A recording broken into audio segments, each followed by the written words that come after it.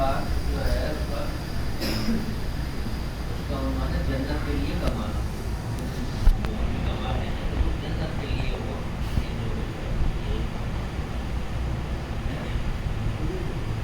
اللہ کی بڑی نعمتوں میں سے ایک نعمت جو ہے مال و دولت ہے. مال و دولت ہے وہ بھی ایک نعمت ہے اللہ کی طرف سے, کیونکہ اسی کی روپے پیسے سے ہمارے سب کام ہوتے ہیں دنیا میں, اور دنیا میں تو رہنا ہے, اور آخر تو دنیا میں ہی رہ کے بنے گی, اور جنت تو آدمی یہی پیدا کرتا ہے. تو یہ فرمایا کہ مال حلال طریقے سے کماؤ, حلال طریقے سے کماؤ, اور جب تمہارے اوپر زکوٰۃ واجب ہو جائے تو پھر زکوٰۃ ہو. اور فرمایا کہ مال اور اولاد تمہارے لیے بڑی نعمت ہے, اگر اور اس دنیا میں تمہارے لیے زینت ہے. اس دنیا میں زینت ہے تمہارے لیے اولاد سے بھی اور مال سے بھی, لیکن اگر تم نے اس کو صحیح طریقے سے استعمال کیا مال کو تو اس صورت میں یہ زینت ہے, اور اگر غلط طریقے سے استعمال کیا تو یہ وبال بن جاتا ہے. اسی طرح سے اولاد, اگر اولاد کو اللہ کی امانت سمجھ کر اس کی صحیح تعلیم اور تربیت کی اور اس کے دل میں خدا کا خوف پیدا کیا تو پھر یہ نعمت ہے, اور یہ تمہارے لیے جو ہے آخرت کے لیے یہ انسان کے صدقہ جاریہ بن جاتے ہیں. اولاد جو ہے صدقہ جاریہ ہے, اولاد صدقہ جاریہ بن جاتا ہے, اور اگر ایسا نہ ہو تو پھر یہی اولاد جو وبال بن جاتی ہے.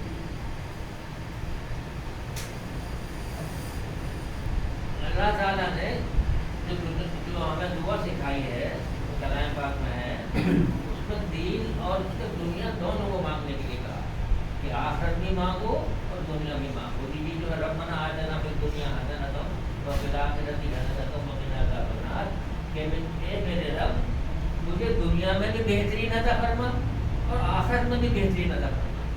تو یہ دنیا کا جو کچھ بہترین یا کچھ ملنا جو ہے اس میں کوئی اس کی بات نہیں ہے. یہ جو دین اسلام ہے یہ وہ نہیں ہے کہ جنگلوں میں نکل جاؤ اور عبادت کرو. اس دنیا میں رہ کے خوب کماؤ, خوب کھاؤ, خوب خرچ کرو, خوب لوگوں کا حق دو. یہ سارا ہمارا دین ہے. اسی میں امتحان تو اللہ کے طریقے سے کیا تو امتحان ہے. ایک صحابی نے کہا کہ میں کتنا اپنے وارثوں کے لیے چھوڑ جاؤں اور جو کتنا وصیت کر سکتا ہوں میں کسی کے لیے اپنے مال میں سے, تو کہا کہ وصیت صرف 1/3 مال کی کر سکتے ہو, باقی وارثوں کا ہے. وارثوں کو مالدار ہی چھوڑو, ان کو محتاج مت چھوڑو کہ وہ تمہارے پاس جو بھیک مانگتے ہیں. مطلب ان کے لیے یہ نہیں, بہت سے لوگ ہوتے ہیں کسی اور کو دے گئے, کسی اور کو کچھ کر گئے, اولاد کے لیے بہت ان کا ناراض یا کچھ بھی ہو, ناراض ہونا الگ بات ہے, لیکن اولاد کا جو کچھ مال تمہارا ہے وراثت کا وہ تم جو 1/3 سے زیادہ کسی کو دے نہیں سکتے, صرف 1/3. اور یہ کہا کہ حرام مال سے بچو, حرام کمائی سے بچو, کیونکہ حرام کمائی جو ہے اس سے جو اولاد پلتی ہے جو وہ وفادار نہیں ہوتی, وہ تمہارے لیے وفا نہیں کرے گی جو حرام سے پالو گے. اور ایسے بدن یا ایسے پیٹ جس میں حرام مال ہو اس کی دعا تو قبول نہیں, اس کی دعا قبول نہیں ہوتی.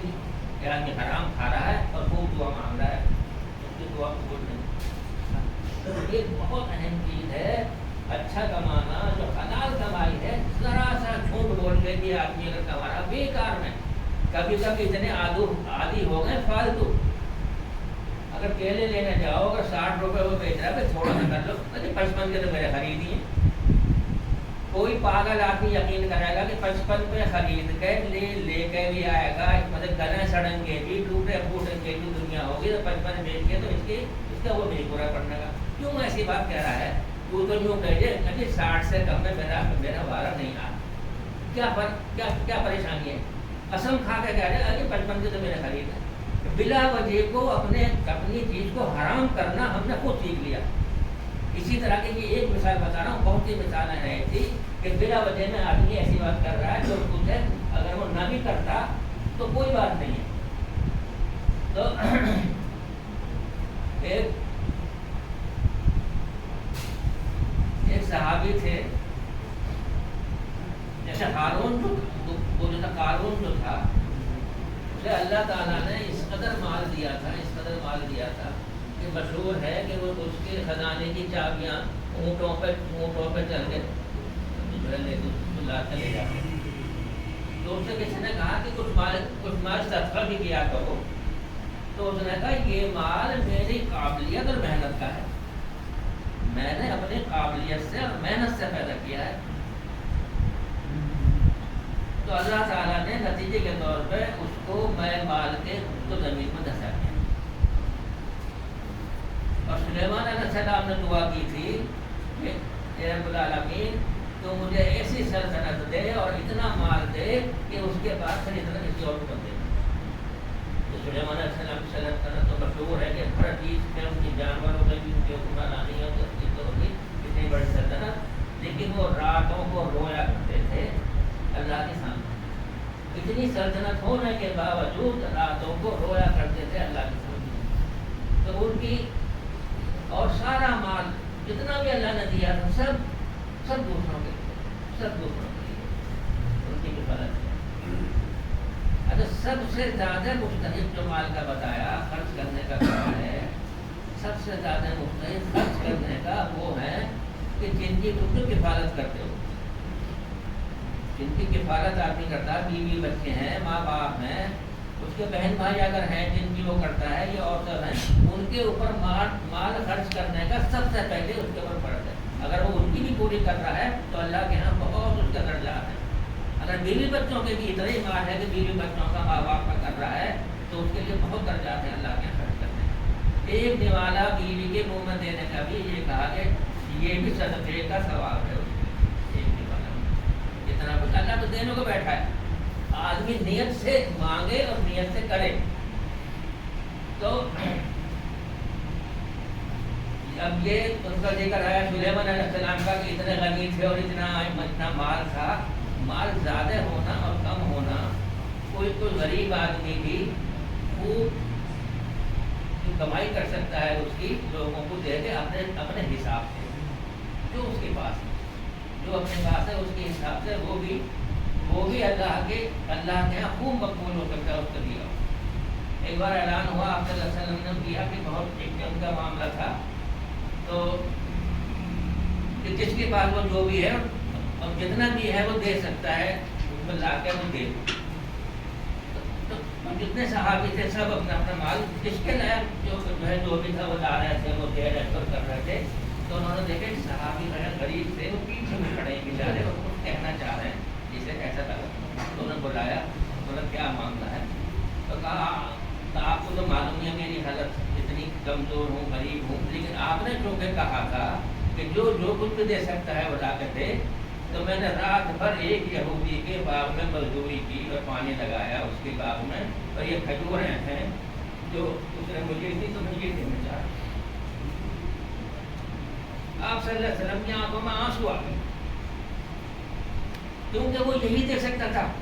اس کا یہ دینا اس دینے سے جو کسی کے یہاں بہت زیادہ تھا اس میں سے وہ لا کر دے رہا، بہت بڑی بات تھی. تو اللہ تعالیٰ نے کہا ایسا دینا جو یہ بہت مقبول ہے اللہ تعالیٰ، یہ جو تم نے دیا ہے یہ اللہ تعالیٰ کے یہاں بہت مقبول. تو جتنا جو دے سکتا ہے وہ دے. ایک واقعہ کہ میں نے سنایا ہوں اس سے پہلے کہ نہیں یہاں پہ جو لوگ ہیں 50-55 سال کے، جب عارف محمد خان کا الیکشن ہو رہا تھا تو پہلی بار عارف محمد خان الیکشن لڑے، تو یہاں پہ گاؤں میں بھی آئے اور ان کا جامع مسجد پہ ان کا تقریر تھی. تو اس میں چندے کی بات بھی آئی کہ جو چندہ ہو، تو اس میں جو ہے گھٹڑو ایک تھا، گھٹڑو تھوڑا کسی کو معلوم ہو، وہ چوک میں رہتے تھے تھوڑا سا، تو وہ انہوں نے 1 روپیہ دیا، 1 روپیہ. باقی لوگ 100 200 500 اس حساب سے اس زمانے میں کرتے تھے. تو انہوں نے کہا میں اس 1 روپیہ کو خرچ نہیں کروں گا، اسے یاد رکھوں گا. کیونکہ ایسے آدمی کا 1 روپیہ دینا دوسرے کے ہزاروں دینے سے زیادہ بہتر ہے، کیونکہ 1 روپے کی قیمت اس کے لیے بہت زیادہ ہے. تو جب وہ جیت کے آئے تو کہیں نہیں گئے، سب سے پہلے گھٹڑو گیا باقی سب سے تو ایسے ہی مل لی، انہوں نے بھی اس جگہ آ جانا ملاپ ہو جائے گا، گھٹ ڈوب کے وہ گھر گئے.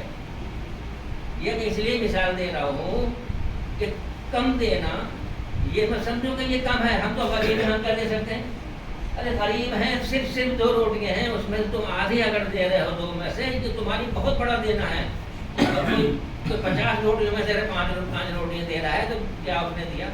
5 روٹیاں کوئی ویلیو نہیں رکھتے ہیں. آدھی روٹی کیا ہے؟ کیونکہ اس نے صرف اپنا پیٹ کاٹ کے دیا. تو یہ دینا بھی ہے اللہ تعالیٰ کو جتنا بھی ہے اتنے میں سے.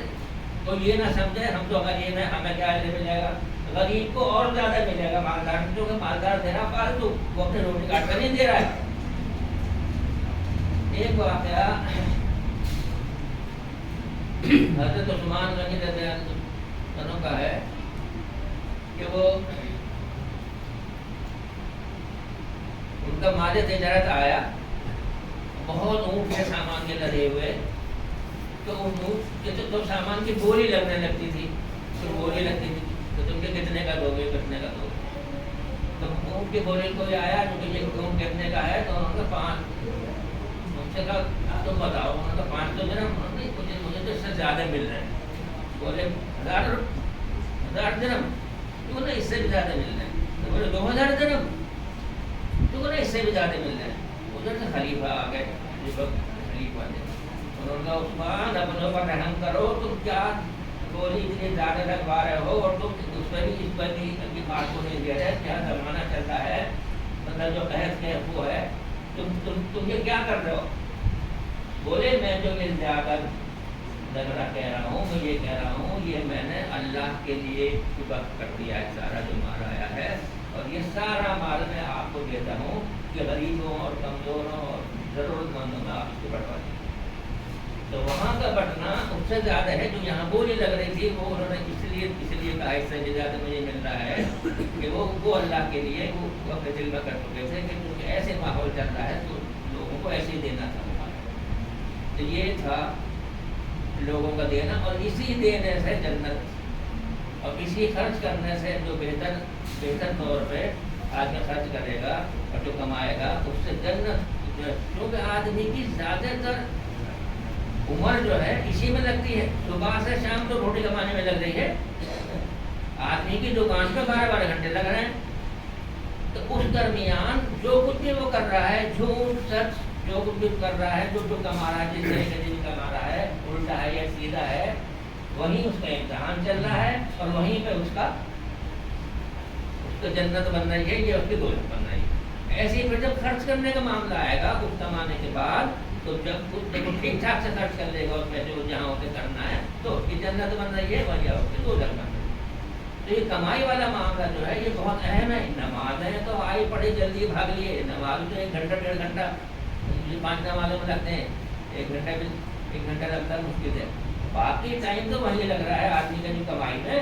تو کمائی میں جو سچا ہوتا رہے گا، کمائی میں جو کھڑا ہوتا رہے گا، کمائی میں جو ٹھیک ٹھاک رہے گا، اس کا امتحان و پاس اور فیل ہونا وہاں کا اس کا اثر کرتا ہے. اس کو ہم بڑا احتیاط کریں، بہت اس سے کریں، کیونکہ ہم کہاں سے روزی کما رہے ہیں اور کہاں پہ روزی ہماری خرچ ہو رہی ہے، ہم کس کو دے رہے ہیں اور ہم نے کس کو نہیں دیا.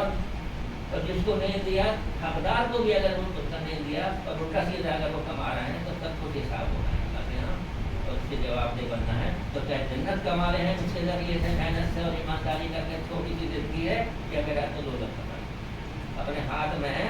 اور یہ ہاتھ میں کتنا اچھا اللہ نے دیا ہے کہ تمہارے خود اپنے ہاتھ میں نام عمل لکھو، اپنا نام عمل خود ہی لکھ لو. کیونکہ جو آدمی روز کر رہا ہے وہی اس کا نام عمل تو اچھا لکھو یا برا لکھو. تو ہم اچھا لکھ لیں اور جو کچھ اللہ کا ہے کام کو مان لیں اور سیدھے جنت کا راستہ اپنا دیکھیں. اللہ تعالیٰ ہمیں بچانے برائیوں سے اور حلال روزی ہمیں دے اور حرام سے بچائے اور جو نیک راستہ بتائے.